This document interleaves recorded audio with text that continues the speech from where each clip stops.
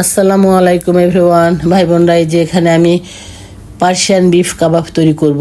তো এই যে আমি হাফ কেজি গরুর মাংস ব্লেন্ডার করে নিয়েছি, এই তার উপরে একটু আদা রসুন বাটা দিয়েছি, পেঁয়াজ কুচি করে নিয়েছি, আর এই যে এখানে মরিচ পেস্ট আছে এবং মরিচ কুচি আছে, আর এখানে এই যে সরিষা বাটা, তারপর আবার সামান্য হলুদ গুঁড়ি, জিরার গুঁড়ি, ধনিয়ার গুঁড়ি, জয়ফল জয়ত্রী গুঁড়ি, লবণ, এই যে সব আমি এখানে দিয়ে দিচ্ছি।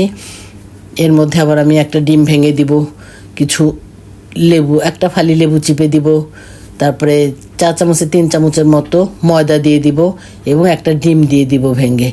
আমি দেখাচ্ছি ওগুলিও দিয়ে, তারপর আমি এগুলো সুন্দর করে একদম একদম ভালো করে মেখে নেব। মেখে নিয়ে আমি 10 মিনিটের মতো ম্যারিনেট করে রাখবো।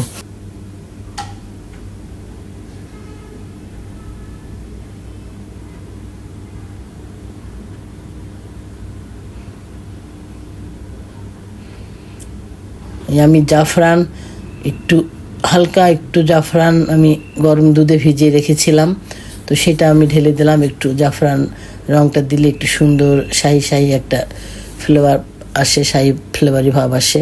এই যে আমি এগুলি সুন্দর 10 মিনিট ম্যারিনেট করে রেখেছিলাম।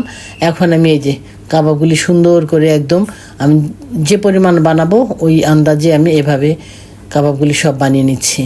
আমার হাফ কেজি বিফে আমার এখানে 7টা কাবাব হয়েছে। একটু বড় বড় পুরু করেছি, তো তা নাহলে আরও বেশি হতো আর কি। এগুলি সব হয়ে গেলে তারপর আমি কাবাবগুলি আস্তে আস্তে ভেজে নিব। এই যে প্যান আমি বসাই দিয়েছিলাম, তারপরে যে হালকা একটু তেল দিয়ে, মানে হালকা ছ্যাঁকা তেলে ভাজার থেকে একটুখানি বেশি তেল দিয়েছি। তারপরে এই যে কাবাবগুলি তেলটা গরম হওয়ার পর দিয়েছি আমি, এই যে আস্তে আস্তে এখন ভেজে নিচ্ছি। এই হয়তো 10 থেকে 15 মিনিটের মতো লাগবে। কাবাবগুলি একদম সামান্য জালে কাবাবগুলি আমি উল্টিয়ে পাল্টিয়ে এভাবে আমি ভেজে নিব।